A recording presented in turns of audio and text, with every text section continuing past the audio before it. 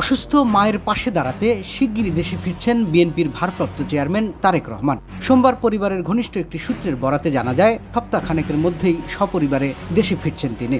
এদিকে বিএনপির চেয়ারপারসন ও সাবেক প্রধানমন্ত্রী বেগম খালেদা জিয়া এভারকেয়ার হাসপাতালে চিকিৎসাধীন। তার প্রতিটি নিঃশ্বাস এখন দলীয় নেতাকর্মীদের চিন্তার কেন্দ্রবিন্দু। গুরুতর অসুস্থতার এই খবরে অস্থির হয়ে উঠেছে পুরো বিএনপি, উদ্বেগে ব্যাকুল দেশের শীর্ষ নেতার পরিবারও।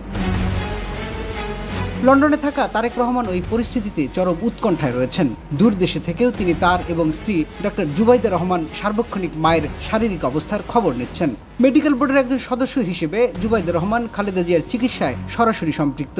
হাসপাতালে রয়েছেন প্রয়াত আরাফাত রহমান কোকোর স্ত্রী শর্মিলা রহমান এবং খালেদা জিয়ার ছোট ভাই শামীম ইস্কান্দারও। মায়ের অবনতি হওয়া শারীরিক অবস্থায় দ্রুত তারেক রহমানের দেশে ফেরার কারণ এমন ইঙ্গিত দিচ্ছে দলীয় সূত্র। শুক্রবার বিকালে অসুস্থ খালেদা জিয়াকে দেখতে হাসপাতালে যান মির্জা ফখরুল ইসলাম আলমগীর। রাতে আবারও ছুটে আসেন তিনি। বিভিন্ন পর্যায়ের নেতারাও হাসপাতালে ভিড় জমিয়েছেন। এই টানটান পরিস্থিতির মধ্যেই শোনা যাচ্ছে তারেক রহমান খুব শিগগিরই দেশে ফিরছেন।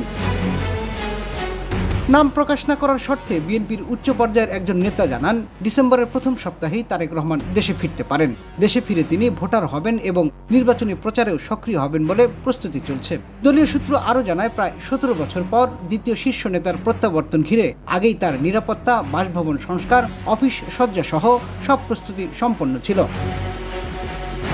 তারেক রহমানের পরিকল্পনা ছিল প্রথমে পবিত্র উমরা পালন করতে সৌদি আরব যাবেন, তারপর সেখান থেকে সরাসরি দেশে ফিরবেন। কিন্তু মায়ের আকস্মিক গুরুতর অসুস্থতা সব পরিকল্পনাই বদলে দিয়েছে। এখন তার দেশে ফেরা শুধু রাজনৈতিক সিদ্ধান্ত নয়, একজন মায়ের গভীরতম আবেগ আর দায়িত্বের টান।